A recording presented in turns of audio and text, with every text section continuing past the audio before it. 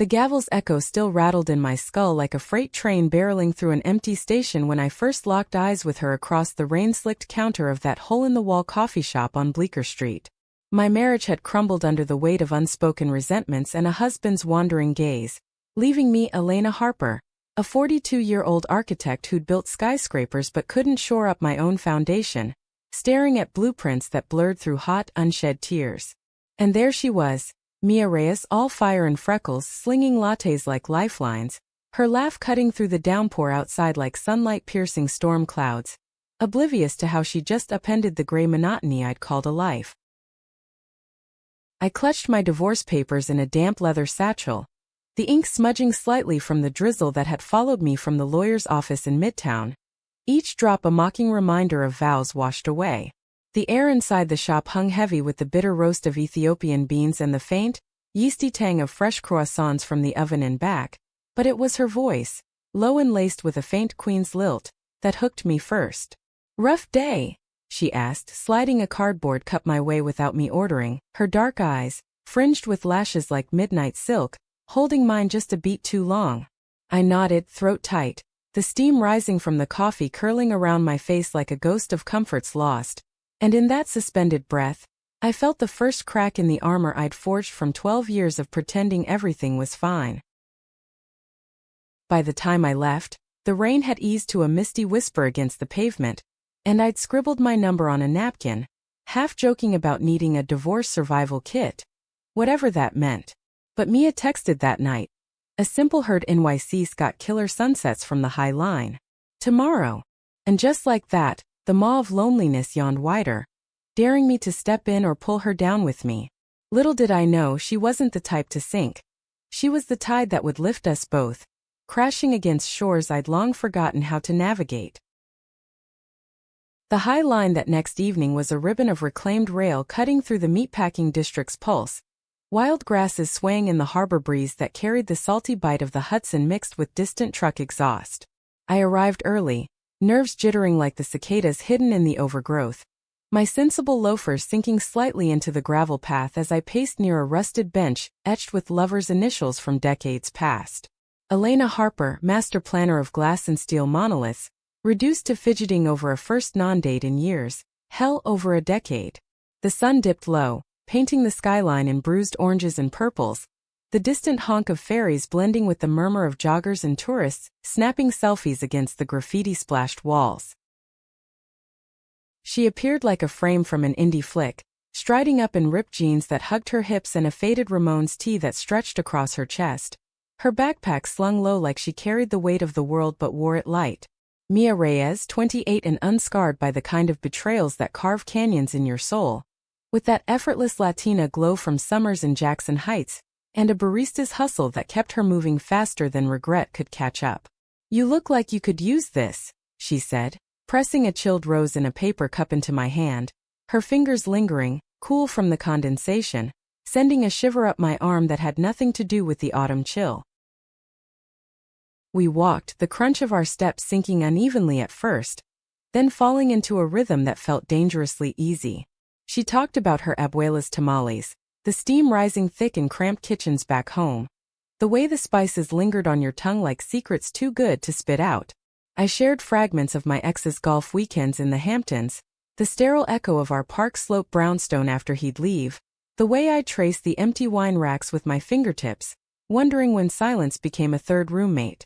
Laughter bubbled up unexpectedly, hers a bright cascade that made my chest ache with its freedom, mine a rusty hinge creaking open after years of rust. As the lights flickered on below us, Times Square's neon frenzy winking like 1,000 flirtatious eyes, she bumped my shoulder, playful, and I caught the scent of her. Vanilla from the bakery shifts, undercut with something earthier like rain on concrete. But under the easy banter, the hook twisted deeper. I'd caught her glancing at my left hand, the pale band of skin where my ring had been, her expression softening into something achingly tender, like she saw the fractures I hid behind sharp bob cuts and power suits. "Divorce isn't the end," she murmured as we paused at the edge, overlooking the glittering river, her breath warm against my ear in the cooling dusk. "It's just renovation." Her words landed soft, but they stirred the silt at the bottom of my heart, dredging up fears I'd buried. What if I was too broken for this? Too old, too straight-laced, too everything that wasn't her vibrant chaos? The city thrummed below, a symphony of car horns and laughter spilling from rooftop bars, but in that moment it was just us, two women on a ledge teetering between what was and what might flood in. Weeks blurred into a montage of stolen hours, the kind that sneak up on you like fog off the East River, thick and disorienting until you're lost in it. Mornings started with her texts, good morning memes of cats in architect hats, pulling me from dreams tangled with courtroom echoes and empty bedsheets that still smelled faintly of his cologne, cedar and betrayal.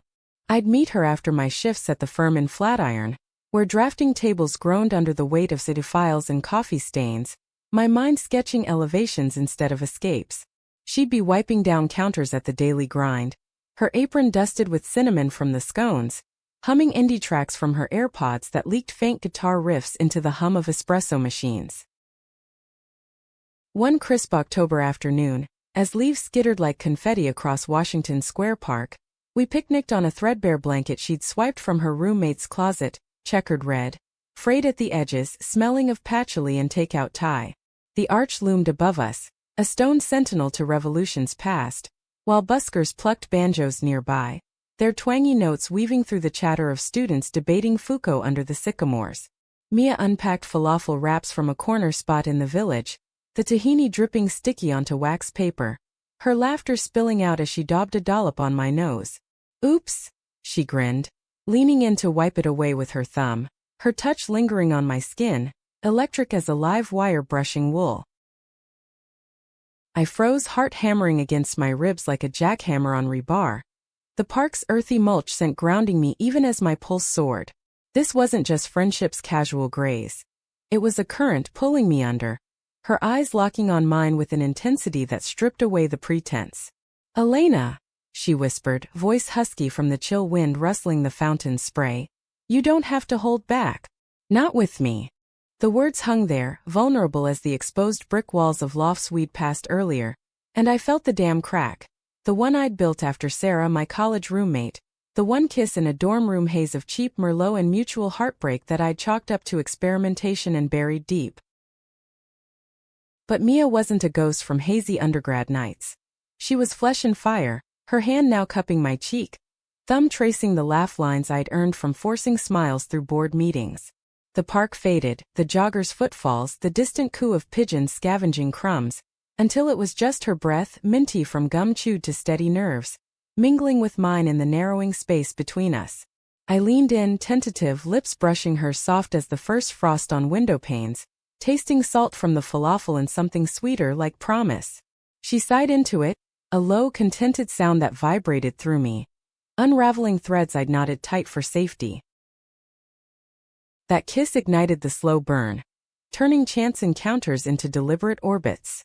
Nights found us tangled on my couch in the brownstone I'd fought to keep in the settlement, the one with creaky oak floors and bay windows overlooking the Gowanus Canal's murky shimmer under sodium lamps. We'd binge old Cassavetes films on the flickering flat screen, her head on my lap, fingers idly tracing the veins on my forearms like mapping constellations. The air would thicken with the popcorn's buttery warmth and the faint, acrid whiff of canal water seeping through cracks, but it was her nearness that heated the room, her leg draped over mine, casual yet claiming, her soft exhales syncing with the on-screen dialogues of fractured loves.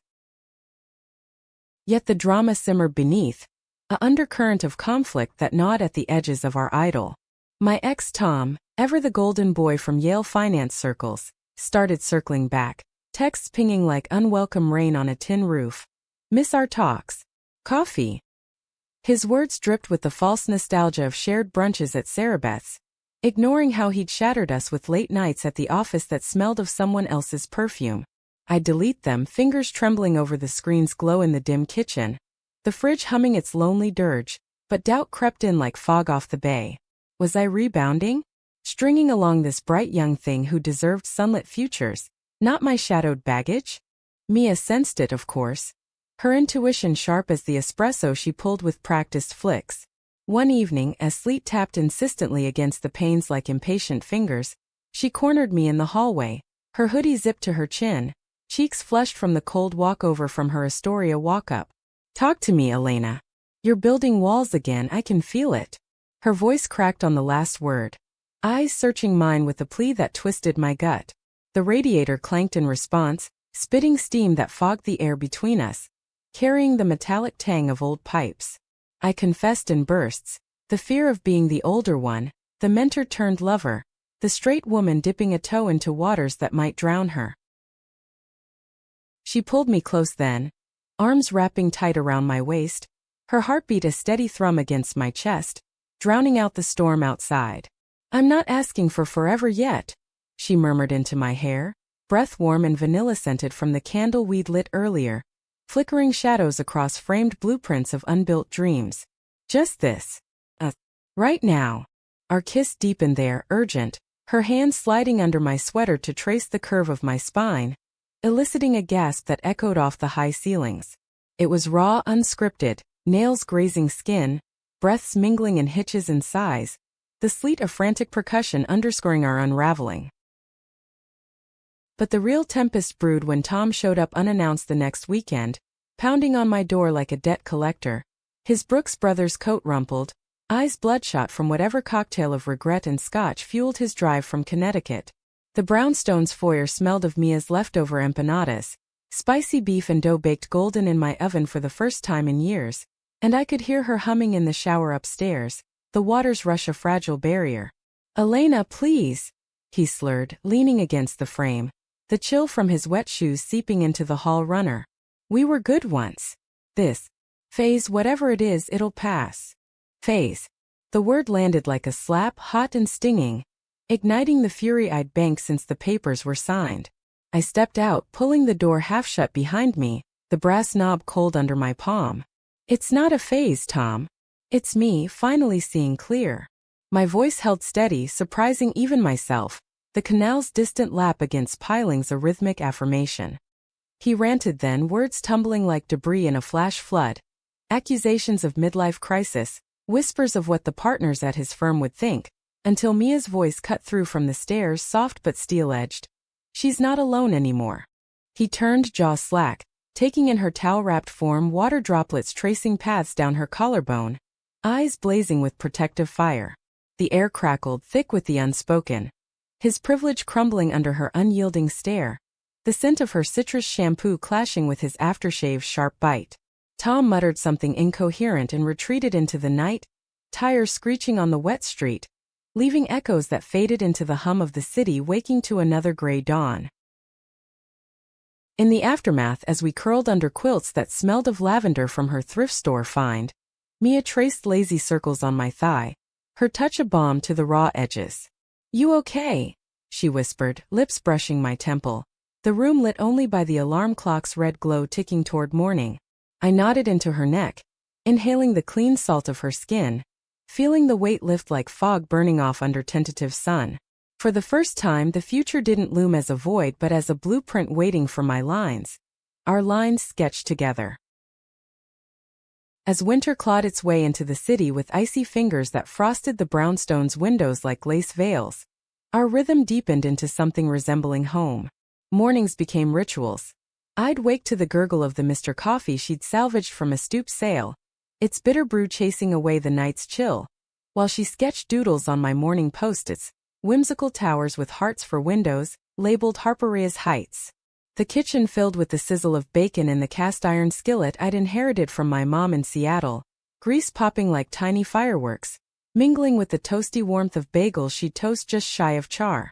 Her laughter would ring out as she danced around me to the radio's crackle of NPR. Hips swaying to phantom salsa beats from family parties she'd drag me to someday. But beneath the domestic glow, the conflict simmered, bubbling up in quiet moments like steam from a manhole cover on a cold sidewalk. My firm landed the bid for a luxury condo tower in Hudson Yards, sleek lines of glass promising views to rival the gods. But the late night stretched, blueprints sprawling across the dining table like territorial maps. Mia would wait up, curled on the window seat with a dog-eared copy of Audre Lorde, her highlighter's fluorescent streaks marking passages on love's radical edges, but I'd come home hollow-eyed, smelling of printer ink and take out lo mein from the all-nighters. "You're disappearing into that thing," she'd say one February evening, voice soft as the snowflakes drifting past the pane. Her fingers combing through my hair as I slumped against her on the couch. The fabric of the cushions sighed under our weight, threadbare from years of solitary slumps, now imprinted with the shape of us. I pulled her closer, nuzzling into the crook of her neck where her pulse fluttered like a trapped bird, the faint jasmine of her lotion grounding me. "It's just the job," I'd murmur, but the lie tasted like ash, the real fear clawing deeper. Success had always been my armor, the straight path after Tom's meandering one, but now it threatened to eclipse her light. She shifted, propping on an elbow, her curls tumbling like dark waterfalls over one shoulder, eyes searching mine with that piercing clarity that undid me. "No, it's the fear of needing this of us more than the skyline."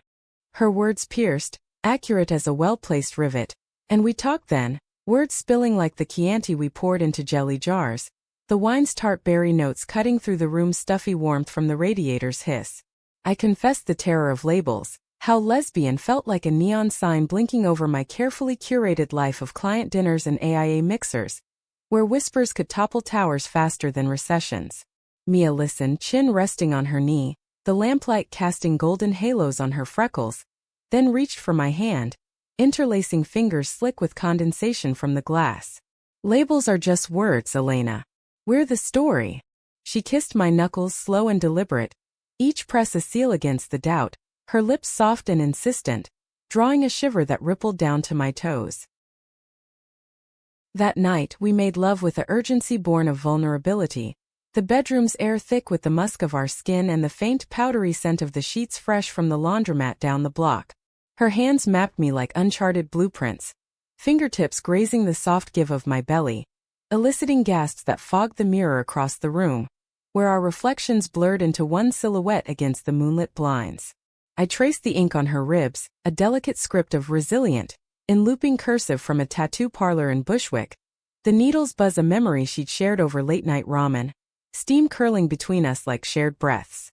Her moans were low symphonies, building to crescendos that drowned the distant wail of the F train rumbling underground, our bodies sinking in a dance older than the city itself. Spring unfurled tentatively, cherry blossoms dusting the paths of the Brooklyn Botanic Garden like fleeting confetti, their petals sticking to our shoes as we wandered hand in hand one Sunday. The air hummed with bees drunk on nectar and the earthy petrichor from an overnight shower, benches slick under the sun's shy emergence. Mia had packed a thermos of horchata, creamy and cinnamon-dusted, the sweetness lingering on her tongue when she kissed me mid-sentence, pulling me behind a weeping willow whose branches trailed like green curtains. "See," she whispered against my lips, her breath a warm zephyr carrying hints of rice milk and desire. "World keeps turning. We get to choose the view." But choice cracked under pressure when my ex's lawyer called, his voice tinny through the speakerphone in my office, droning about contested assets, the brownstones deed tangled in appeals, Tom's sudden claim on the marital haven we'd shared. The fluorescent buzz overhead mocked me as I gripped the receiver, knuckles whitening, the scent of stale donuts from the break room turning my stomach.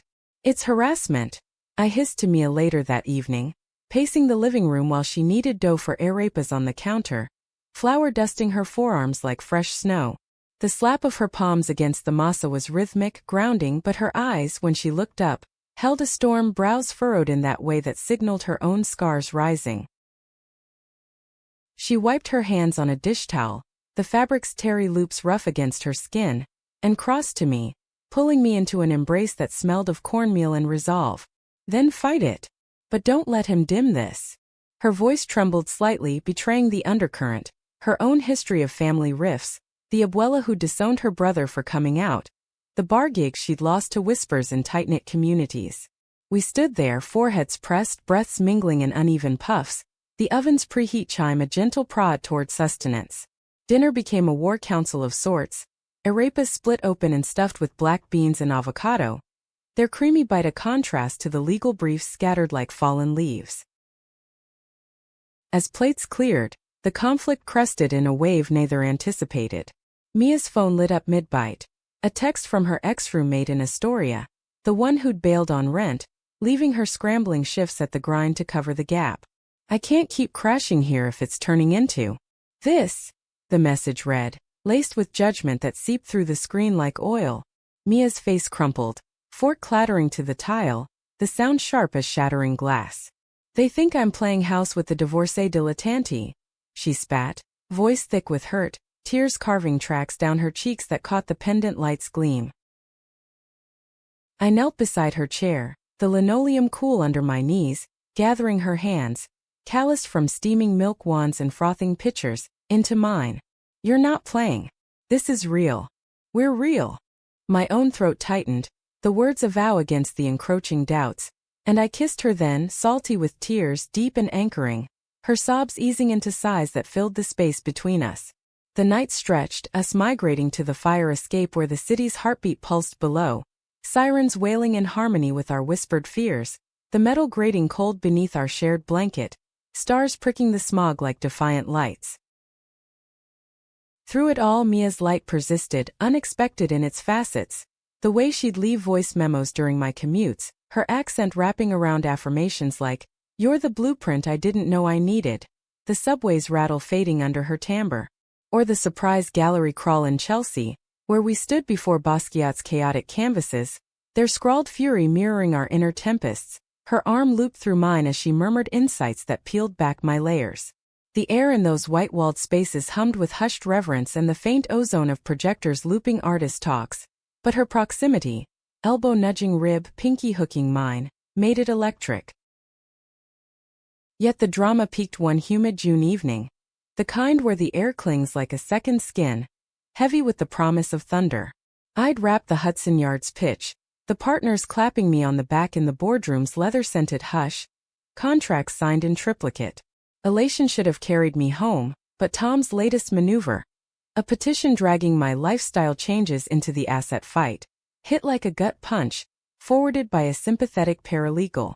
I burst through the brownstone door, papers crumpling in my fist, the foyer vase of peonies Mia had arranged that morning scattering petals like bloodied confetti under my careless boot.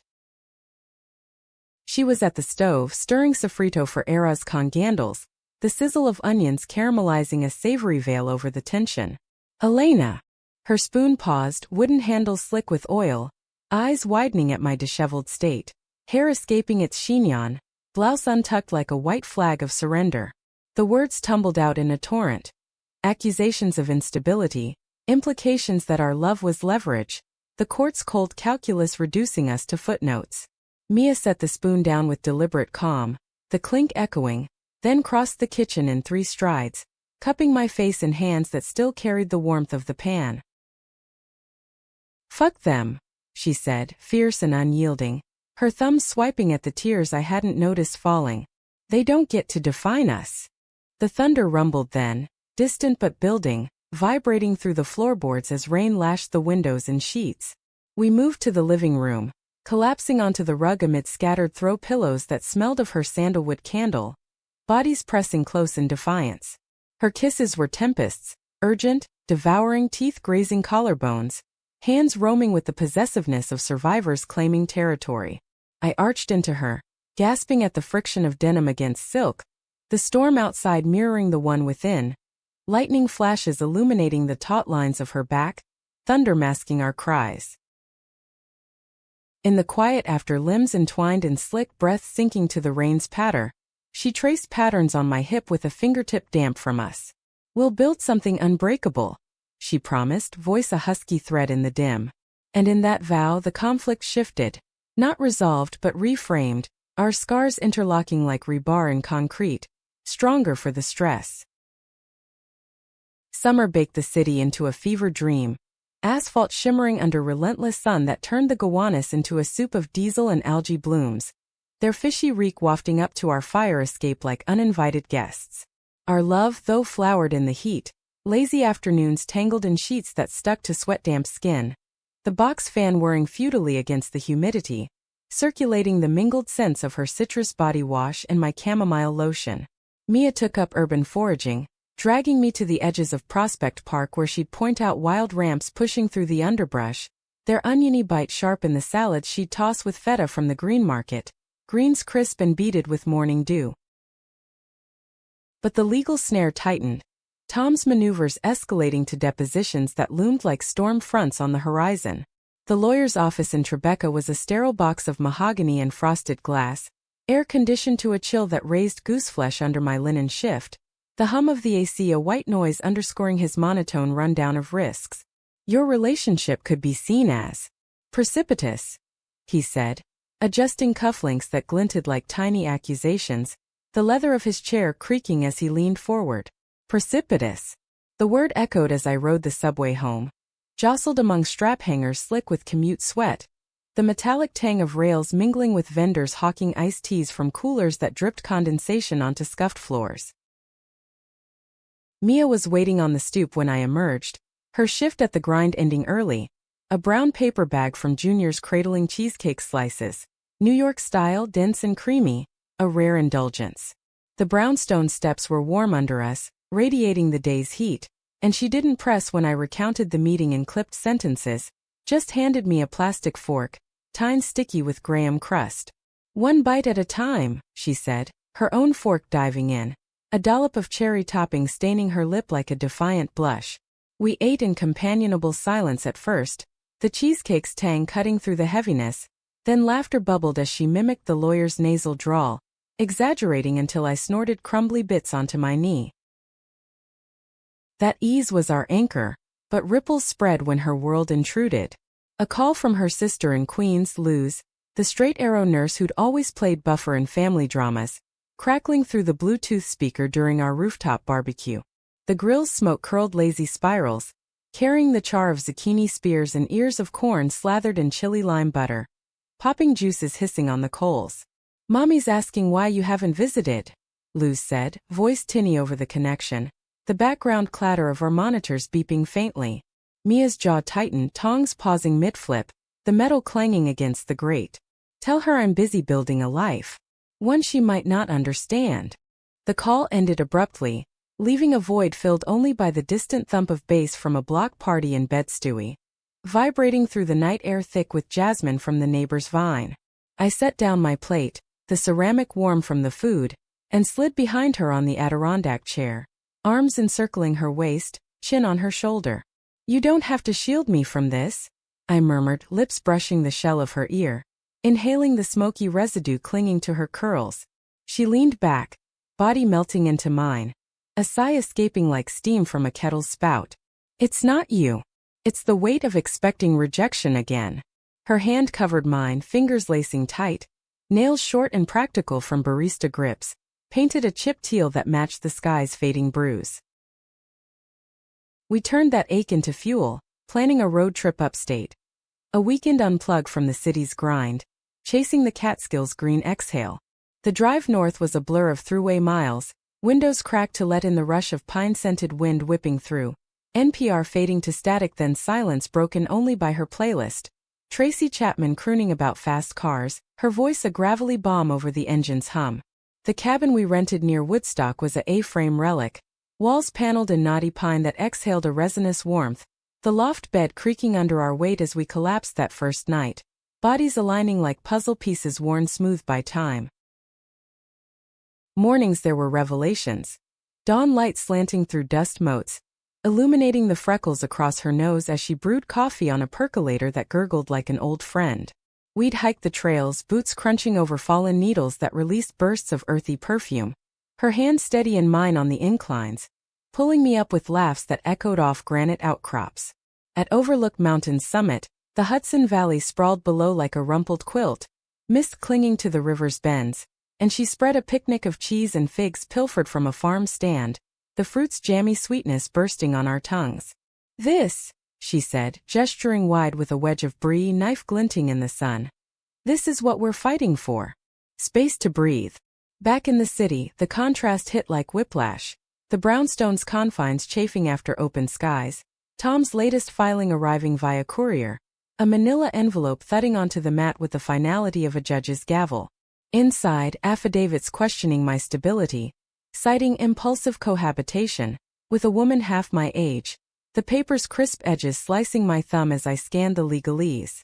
Blood welled in a thin red line, metallic on my tongue when I bit my lip, the foyer blurring as sobs racked me silent and sudden. Mia found me there. crouched amid the scatter, her shift bag dropping with a thud, sneakers squeaking on the wood as she knelt. "Oh, Amor," she breathed, gathering me close, her work apron still tied, stained with espresso splatters like abstract art. The embrace was fierce, her heartbeat a drum against my cheek, steady through the tremor of mine. We rocked there, the envelope crinkling under her knee, until resolve hardened in her eyes, dark pools reflecting my own fire rekindled. "We'll counter." With truth. That night, over takeout from a hole-in-the-wall Dominican spot on Knickerbocker, the rice and beans steaming in styrofoam that bowed under the weight, we drafted our response. Not just legal but personal. Letters to the judge outlining our life, woven with details like the way she hums off-key to wake me gentle, or how I fold her socks just so after laundry days. The meaningful turn came unbidden. In the quiet forge of daily graces. One August twilight as fireflies winked in the community garden we'd joined. Rows of tomatoes heavy with fruit, their vines twisting like lovers' limbs. Mia proposed we make it official, not with rings but with ink. Matching tattoos, small anchors on our wrists, symbolizing the harbor we'd found in each other. The parlor in Williamsburg buzzed with the needle's insistent hum, antiseptic sharp in the air, her grip on my hand unyielding as the artist etched the lines. Pain bloomed, acute and fleeting, mirroring the ache of growth, and when it healed, scab then smooth, it served as talisman, touched in boardrooms for courage, caressed in bed for connection. Yet climax brewed in the courtroom's hush that fall. Oak benches polished to a sheen that reflected the fluorescent pallor, the air stale with old paper and nervous sweat. Tom sat across the aisle, tie askew, his gaze skittering away from mine, landing instead on the bailiff's stoic profile. I took the stand, voice steady as rebar, recounting not just the divorce's fractures but the mending. Mia's laugh echoing in empty rooms, her hand in mine through deposition's chill. The judge, a silver-haired woman with eyes like seasoned oak, leaned forward, gavel idle, as I described the unexpected brightness. How a young woman's entry had illuminated corners I'd boarded shut, turning survival into thriving. Mia waited outside after, leaning against the limestone facade, her thumb worrying the new ink peeking from her cuff. When I emerged victorious, the brownstone secured, Tom's claims dismissed as vindictive posturing. She pulled me into the alley's shadow, away from reporters' flashes, kissing me deep and triumphant, the brick rough against my back, her taste of victory mint from the gum she'd chewed through the wait. "We did it," she whispered, forehead to mine, breath sinking in the narrowing dusk, the city's pulse a celebratory roar around us. In the weeks that followed, the drama softened to denouement, our life a tapestry rewoven with intention. We hosted a housewarming. Not for the brownstone but for us, friends from my firm mingling with her barista crew in the backyard. Laughter mingling with the clink of bottles chilled in ice buckets, the grill's smoke carrying notes of jerk chicken and plantains fried crisp. Luz came, tentative at first, hugging Mia tight under string lights that swayed in the breeze, her apology a quiet balm over old wounds. Even my mom called from Seattle, voice crackling over FaceTime, the screen fogging slightly from her chamomile tea steam. "She sounds like home, Elena. Hold on." And so we did, through the small eternities. Winter's first snow blanketing the stoop, our footprints trailing inside to melt by the hearth. Spring's renewal in the garden, hands dirty with soil as we planted basil that thrived under tandem care. Mia's light, once a flicker in my post-divorce gloom, had become the steady beam, unexpected, unwavering, guiding us toward a horizon we'd sketched together, line by loving line. The end wasn't a period but an ellipsis, open to whatever dawn broke next. But in her arms, under the vast American sky streaked with contrails from LaGuardia dreams, I knew. This was the renovation that mattered, bricks laid with heart, enduring. As autumn's palette deepened the city's edges, maples in Prospect Park aflame with crimson and gold, their leaves crunching underfoot like brittle memories. Our story settled into a rhythm profound in its ordinary miracles. Mornings now carried the dual alarm of my firm's gentle chime and Mia's phone buzzing with shift reminders, but we'd linger in bed, sheets tangled around ankles, her head pillowed on my chest as I carded fingers through her sleep-mussed curls. The room would fill with the slow drip of the shower warming up, steam seeping under the door like an invitation, and we'd rise together, bodies brushing in the narrow bath, laughter echoing off subway-tiled walls slick with condensation. One crisp November dawn, as frost-etched filigree on the kitchen window overlooking the canal's sluggish flow, Mia unveiled her surprise. Enrollment papers for a community college graphic design program, the forms crisp and inked with her looping script. "Time to design more than lattes," she said, sliding the stack across the butcher block, coffee mugs steaming between us, their ceramic warmth seeping into palms chilled from the night's dip.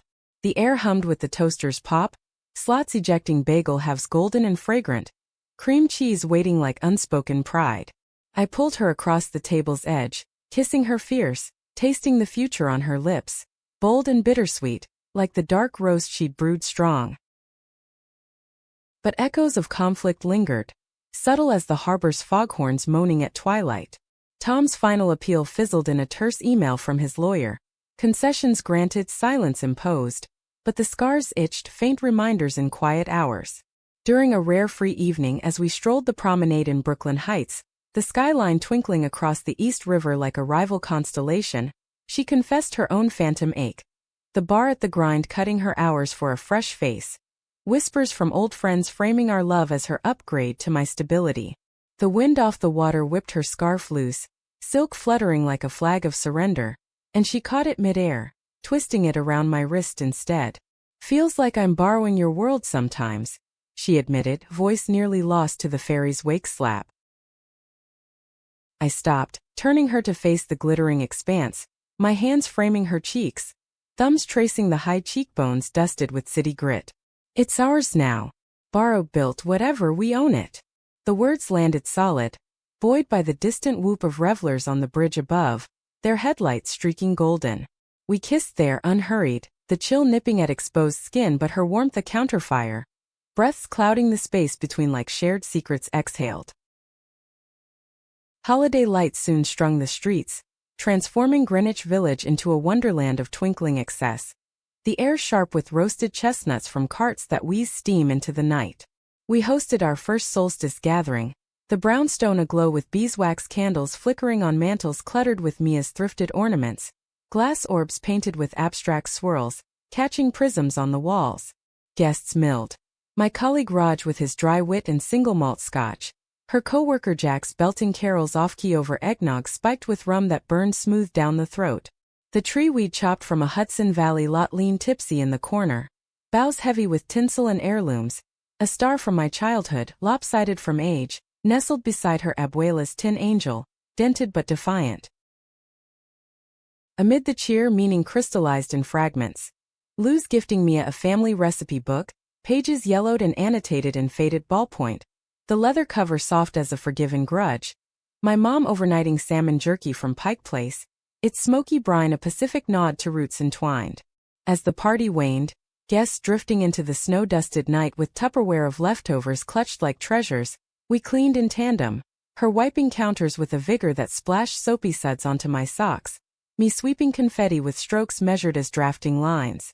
The vacuum's wine-filled pauses, but her hummed O Tannenbaum bridged them off-pitch and endearing, pulling me into a sway dance amid the debris.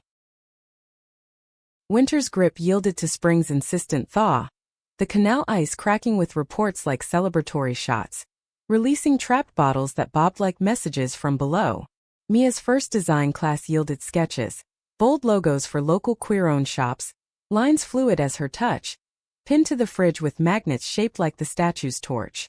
I landed a pro bono gig redesigning a shelter in the Bronx, her input shaping communal spaces with nooks for whispered confessions, the renderings alive with color she'd suggested. Terracotta warms echoing her heritage, slate blues for stormy day solace. The true crescendo though unfolded on our anniversary, not of meeting but of that first high-line sunset, under a canopy of dogwoods in the Botanic Garden, petals shedding like gentle applause. She'd planned it meticulous as my elevations. A blanket spread near the cherry esplanade, basket brimming with chilled prosecco and flutes, etched with our initials, charcuterie of figs and manchego that melted on the tongue. The air buzzed with bees and the faint trill of cardinals nesting nearby, branches rustling in a breeze that carried pollen's sweet dust. 1 year of you brightening every blueprint, she toasted, clinking glasses with a sound like wind chimes, her eyes hazel-flecked brown, holding mine with a depth that stole breath. I set my glass down, the stem cool against the wool of the blanket, and drew a small box from my pocket, velvet, unassuming, containing not diamonds but keys, to a studio space in Dumbo, walls blank for her designs, rent split from my latest bonus. For the life we're building, I said, voice catching on the edge of overwhelm, the garden's hum fading to our heartbeats duet. Tears welled in her eyes, spilling over as she lunged forward, kissing me with a fervor that toppled the basket, cheese wheels rolling forgotten into the grass. Laughter mingled with sobs, our embrace a knot of limbs and promises, the sun dipping low to gild us in amber. In the meaningful close, as summer hummed back with firework cracks over the East River, bursts of red and gold mirroring the spark she'd ignited, we stood on the rooftop, arms linked, watching the display's finale fade to starlit quiet. The city sprawled below, a mosaic of lights pulsing with untold stories, but ours was etched clear.